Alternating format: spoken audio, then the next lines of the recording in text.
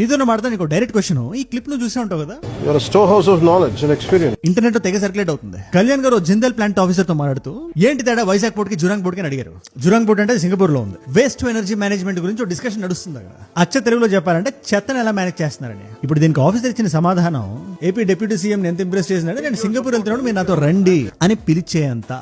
ఇప్పుడు Singapore Malaysia నుంచి separate అయిన తర్వాత 1965 లో అక్కడ లీడర్స్ కూడా సింగపూర్ మీద ఇసుమంతా కూడా నమ్మకం లేదు.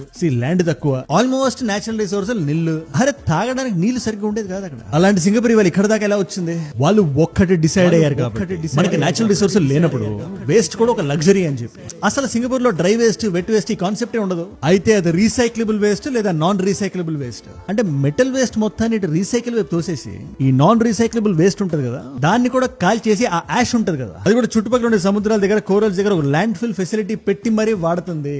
సింపుల్ గా చెప్పాలంటే భూమి మీద ఒక స్క్వేర్ ఇంచ్ ను కూడా చెత్త కోసం వాడట్లా.